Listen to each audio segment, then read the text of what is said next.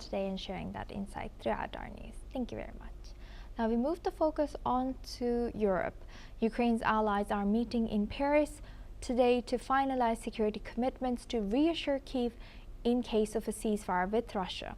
Ukrainian President Volodymyr Zelenskyy will be joined by more than 27 world leaders, along with senior U.S. negotiators, as countries aim to put concrete military and political pledges on paper. Diplomats say the talks focus on contributions to a multinational force for Ukraine and binding guarantees if the country faces another attack. Officials hope this effort will strengthen coordination between Ukraine and U.S. as well as Europe and pressure Russia to engage in meaningful negotiations.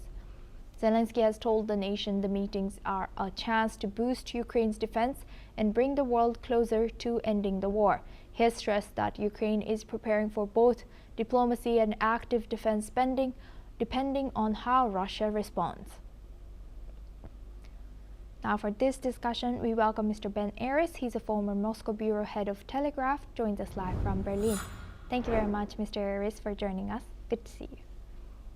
Now, looking at this, how credible and enforceable are the proposed security guarantees, and to what extent could these security commitments influence Russia's willingness to enter meaningful negotiations?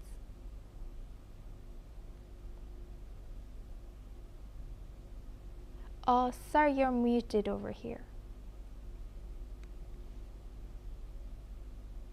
We should be clear from the beginning that this term security guarantee is being bandied around very liberally. However, these discussions going on at the moment with the EU are not about guarantees. Guarantees means Article 5, like military commitment to, if Russia reinvades Ukraine after a ceasefire, that the West, the Europe, will come to Ukraine's aid, its military aid, that it will send troops that will fight shoulder to shoulder with the AFU against Russians on the turf of Ukraine. That's not what's on the table. And without that kind of guarantee, then there's no real deterrent for Russia not to attack again. And the reason why Europe is so reluctant to do it is they're terrified of getting into a direct conflict between NATO powers and Russia, a nuclear-armed country, and then starting a Third World War, which will end in the sort of mass destruction of Europe, European cities, at the least, if not the end of life on Earth. I mean, these are the stakes on the table. And consequently, Zelensky's been put in a really, really difficult position because he's being asked to give up territory, particularly the Donbass, and that he needs to ensure that Russia won't come and mass troops on his border in the future. Because if he doesn't get this kind of security guarantee, then further down the road, the next time there's a row over whatever, agricultural reports or whatever, then Russia has the option of just massing troops and threatening a second invasion. And Vancouver will have to concede or will be under enormous pressure.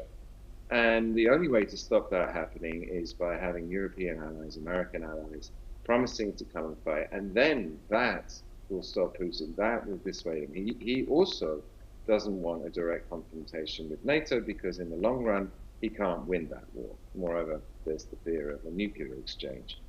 And so what's happening now is, in the talks going on, is they're trying to work out some sort of formula, some sort of fudge, which provides Ukraine with some reassurance that will be enough to deter Putin. But personally, I think without Article 5, like military commitments, Putin's going to look at it and it doesn't change anything. Because even if Europe puts peacekeepers into Ukraine, a force of some 10,000 soldiers, which is actually probably the most extreme promise that Europe is prepared to make. That Lavrov, the foreign minister, has already said if they're in Ukraine, they're combatants and we will kill them. We'll hunt them down and kill them. And then what's Europe going to do? Declare war on Russia? No. So, you know, for Zelenskyy, it's an incredibly difficult position. And really his only option is to take these security assurances, which is what's being offered of money and materiel, and take the risk that Russia won't reinvade. I don't see he's got any other way out of this. Right. In building on that, how aligned do you think these 27 countries are right now with when it comes to the security guarantees and the type of security guarantees they want to give to Ukraine? Well, they're not very aligned at all. I mean, the whole issue is riven the divisions within Europe and made existing ones worse. And the example everyone points to is Orban in Hungary, who said flatly, look, I'm not paying for this, I'm not doing this, I'm not committing any arms, or when they did the $90 billion loan in December, that it was Hungary, Slovakia, and now the Czech Republic has joined that particular group, who said, no, we're not participating, we're not contributing anything. But then other countries as well, particularly most of the support for Ukraine is in the top right-hand corner of Russia, in the Nordic states, in Denmark, and these countries are very committed to supporting Ukraine because they're on the front line. But the further south you go, the further west you go, the enthusiasm for supporting Ukraine decreases rapidly. And that's another problem. I mean, look, simply when we were fighting the war last year under the Biden administration, it was the US plus Europe, all 27 members, that were allied together in order to support Ukraine. But now we've been reduced to the so-called E3, which is Germany, France, and the UK, who are leading the so-called coalition of the willing, the members of which have still not been named. So really, we've got this sort of reactionary small group of very big, very rich, powerful countries, true, who are supporting Ukraine to the hills. But they're increasingly finding it difficult to rally the rest of Europe. And again, as I said, the bill is enormous.